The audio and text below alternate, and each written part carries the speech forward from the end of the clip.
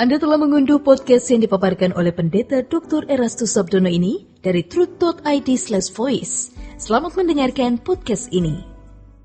Shalom saudara sekalian, salam sejahtera dalam kasih Tuhan kita Yesus Kristus. Kebenaran hari ini 9 Mei berjudul Allah memberi kekuatan. Terdapat kesalahan yang bisa memenjara pikiran sehingga berakibat seseorang tidak menjalani kehidupan iman yang sejati. Kesalahan tersebut berangkat dari ketidaktepatan memahami Efesus 2 ayat 1. Ayat itu tertulis begini: kamu dahulu sudah mati karena pelanggaran-pelanggaran dan dosa-dosa. Kata mati di sini sering dipahami bahwa manusia tidak sanggup sama sekali untuk meresponi kasih karunia Allah, sehingga dibangun pemahaman bahwa manusia hanya menerima tindakan Allah sepihak untuk dapat menerima kasih karunia yang di dalamnya terdapat keselamatan.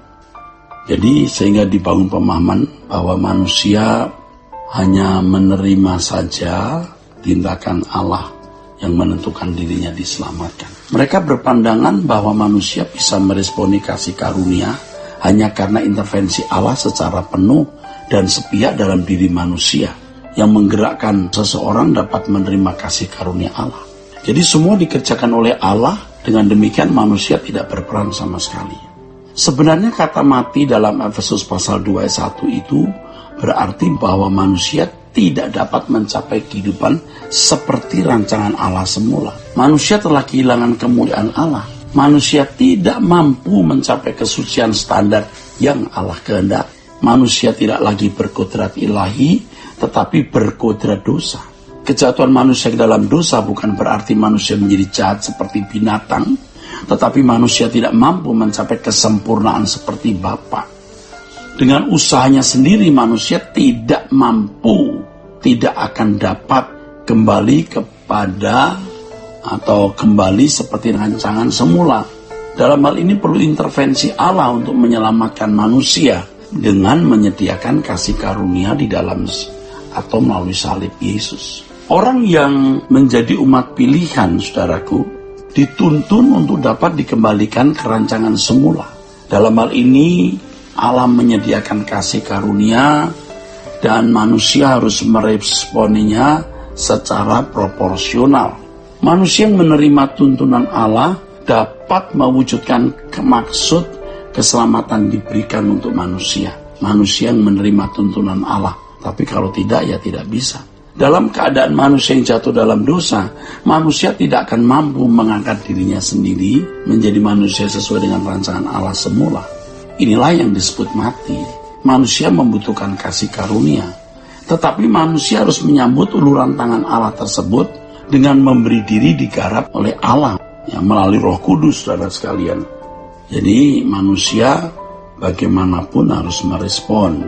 Untuk ini seseorang yang mau diselamatkan harus melepaskan segala sesuatu. Kalau seseorang tidak mau melepaskan segala sesuatu seperti orang muda yang kaya di Matius 19, maka keselamatan tidak bisa dimiliki dan terwujud dalam hidupnya. Tetapi kalau seseorang berani melepaskan dirinya dari segala ikatan percintaan dunia seperti Sakius, maka keselamatan dapat terjadi dalam kehidupan dan keluarganya, saudara. Jadi proses ini bisa membuat seseorang menerima dan memiliki keselamatan. Bila proses keselamatan dikerjakan oleh Allah sendiri secara sepihak, berarti orang percaya tidak perlu bertindak apapun. Nah, pengajaran ini menutup mata pengertian jemaat, sehingga menutup mata pengertian orang, sehingga tidak ada usaha yang sungguh-sungguh untuk berjuang mewujudkan keselamatan yang sejati dari bangunan iman yang benar. Padahal manusia harus bertanggung jawab, Padahal manusia itu harus bertanggung jawab, Manusia memiliki tanggung jawab, saudara-saudara, dalam merespon kasih karunia. Itulah sebabnya Yesus mengatakan bahwa orang percaya harus masuk jalan sempit untuk mengalami dan memiliki keselamatan. Jadi kalau seseorang mau menerima Yesus sebagai Tuhan dan Juru Selamat, ia harus berusaha menggunakan fasilitas keselamatan agar bisa menaruh pikiran dan perasaan Kristus atau menjadi manusia sesuai dengan rancangan Allah. Menerima Yesus berarti bersedia memiliki pikiran dan perasaan Allah. Hal ini harus diperjuangkan ya, agar terwujud atau terrealisir di dalam kehidupan ya. Harus diperjuangkan. Sebab kalau tidak ya tidak terrealisir dalam kehidupan. Keselamatan tidak terwujud dan dimiliki dengan sendirinya. Jadi Allah memberi kebebasan kepada manusia, saudara. Allah tidak secara sepihak menentukan orang selamat atau binasa.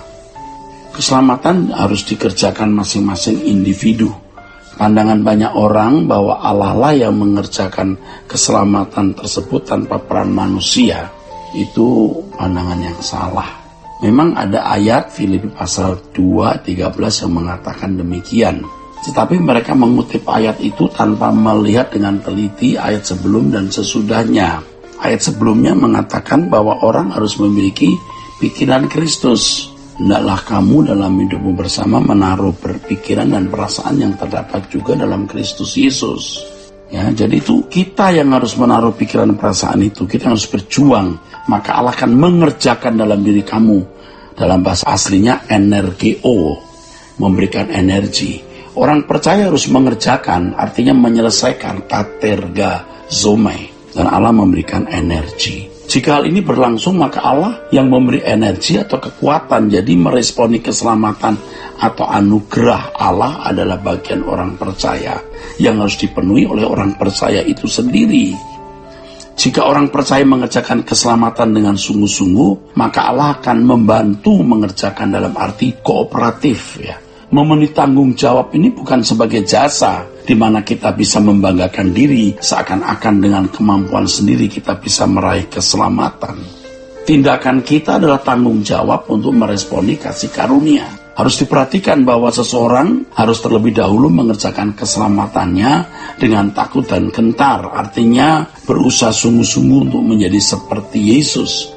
Allah akan memberikan energi bagi yang mau. Yang mau ini pasti yang mengasihi Allah. Dan Allah akan bekerja dalam segala hal mendatangkan kebaikan bagi orang yang mengasihi Dia. Mengerjakan keselamatan dengan takut dan gentar menunjukkan kesadarannya bahwa untuk memiliki pikiran dan perasaan Kristus adalah hal yang sangat sulit, tidak mudah, terwujud harus dengan perjuangan yang berat.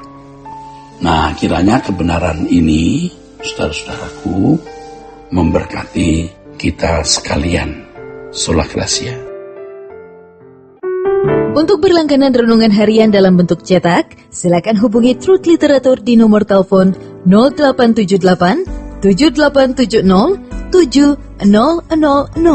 Untuk mendapatkan CD khotbah, MP3 renungan Truth, dan CD album lagu produksi Sola Gracia, Anda dapat menghubungi di hari dan jam kerja di nomor telepon 021 638 60953. Tuhan Yesus memberkati. Sola Gracia.